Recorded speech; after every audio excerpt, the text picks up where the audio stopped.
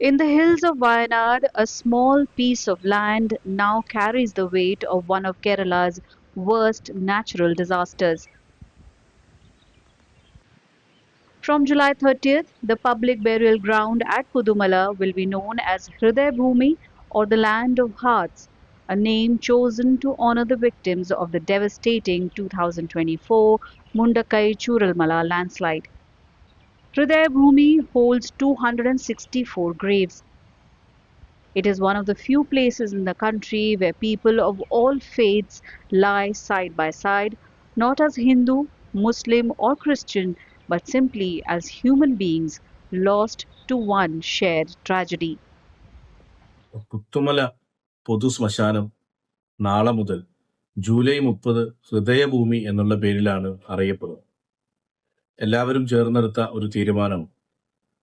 അവിടെ 50-ലധികം മൃതശരീരങ്ങളും 200-ലധികം ശരീരഭാഗങ്ങളും മറവ് ചെയ്ത ഒരു ഇടമാണ്.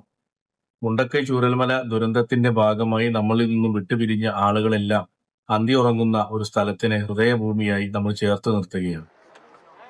As the bodies were found after the devastating natural disaster, each one was buried in a grave marked with a number. As DNA tests confirmed identities, families were offered the option to relocate remains, but most chose to let their loved ones rest here.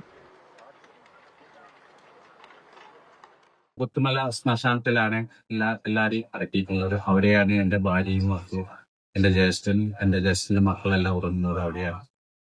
എല്ലാരെയും കിട്ടിയിട്ടുണ്ട്. എൻ്റെ 11 പേര് കിട്ടിയിട്ടുണ്ട്. എൻ്റെ ബാപ്പയും ഉമ്മയും എൻ്റെ മകളും മാത്രമാണ് എനിക്ക് കൺഫേമായി കിട്ടിയത്. ബാക്കി എല്ലാവരും DNA കൂടെയാണ് കിട്ടിയത്. അപ്പൊ ഞാൻ തിരിച്ചു പോകണമെന്ന് വിചാരിച്ചാണ്. അപ്പൊ ഈ DNA റിസൾട്ട് വരുന്ന ഒരു 3-4 മാസം തന്നെ തിരിച്ച്. സാധാരണഗതിയിൽ നമ്മൾ ഒരു മൃതദേഹം സംസ്കരിക്കുക ആളെ അറിഞ്ഞ് മതത്തിന്റെ ആചാരപ്രകാരമാണ്. പക്ഷെ നമുക്ക് മുണ്ടക്കൈ ചൂരൽമല ദുരന്തം സംഭവിച്ച് നമ്മുടെ കൈകളിലേക്ക് കിട്ടുന്ന മൃതശരീരമാവട്ടെ ശരീരഭാഗങ്ങളാവട്ടെ ആരുടേതാണ് എന്ന് അറിയാതെയാണ് നമ്മളവിടെ സംസ്കരിച്ചത്. ആ ഒരു സംസ്കാരത്തിന്റെ ഭാഗമായി അവരേത് മതത്തിൽപ്പെട്ടവരാണ് എന്നോ ഏത് ജാതിയിൽപ്പെട്ടവരാണ് എന്നൊന്നും നമുക്കറിയില്ല.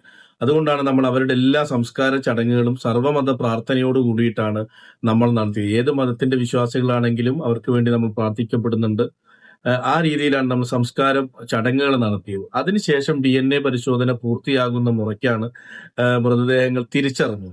The land was acquired from Harrison's Malayalam plantation and formally designated for the burials after initial attempts at other public cemeteries raised legal concerns.